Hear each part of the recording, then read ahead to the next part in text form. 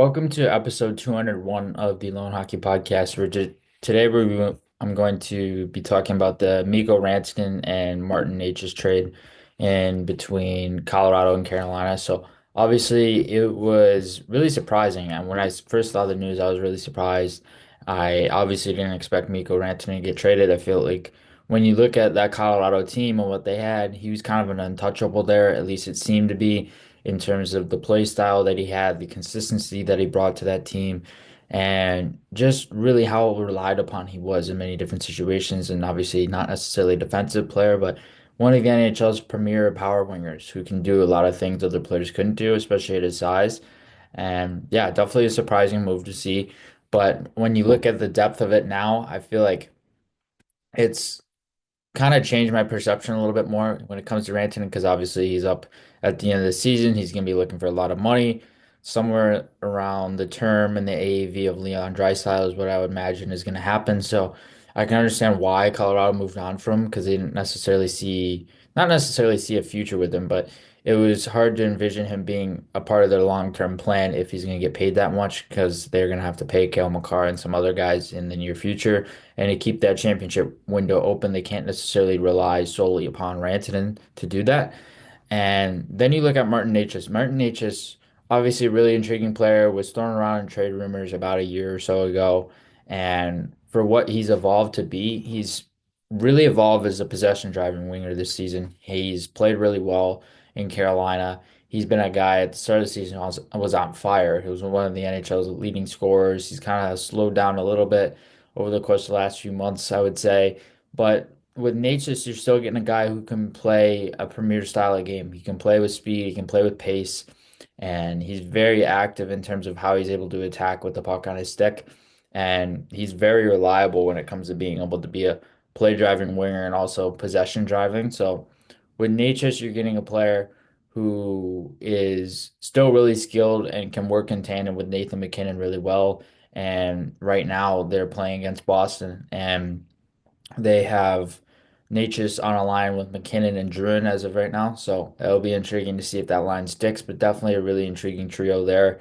And Marty Necas is a guy who can play a bit of an all-around game as well. I feel like when you look at his offensive magnitude, it's certainly interesting to see what his ceiling could be. And for him, it's going to be something to study, especially over the course of the next year, year and a half, where he's going to be up for a new contract after next season.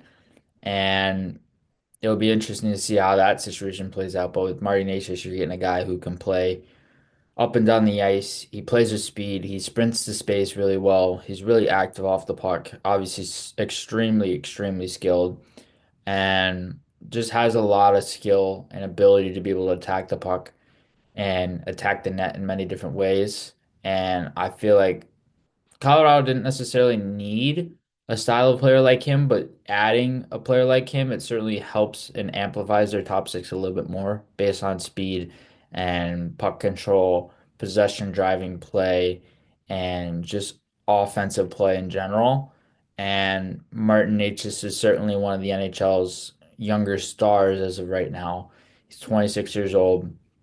He's got a reliable cap, and it's going to be interesting to see how this situation plays out for both teams. You look at Mikko Rantanen in Carolina, a guy who can really gel with Sebastian Aho.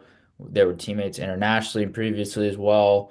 And if the fit is there with Carolina long term, Carolina is going to be willing to pay him the money because they essentially just upgraded yesterday. They upgraded from a player who is still really skilled offensively and brought a ton of speed to a guy who is one of the most consistent power forwards of the last, I would say, 7 to 8 years, somewhere around there. And it's hard to find a player like Mikko Rantanen, especially via trade and free agency.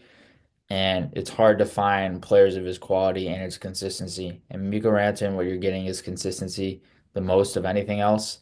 He's a guy that almost scored 60 goals a few years ago, and he's pretty reputable now at being able to produce around 90 to 100 points a season. And with Carolina's side, they really don't mind taking the risk because obviously Necas was thrown around in trade rumors. He was rumored to not sign with them. He eventually signed a bridge deal. So I feel like for them, it's not necessarily a huge loss per se.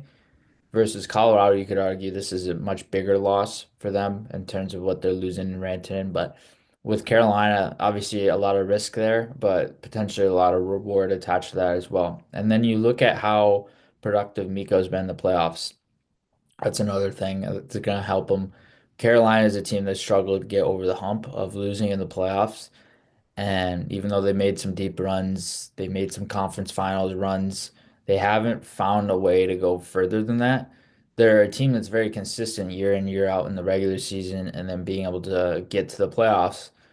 But beyond that point, it's like, what could they do to try and separate themselves? And Mikko Rantanen is one of those guys who can really separate your team and separate your team as an identity as well. So he's going to really help them. And he's going to be really, really fun to watch in terms of Carolina's style of play as well.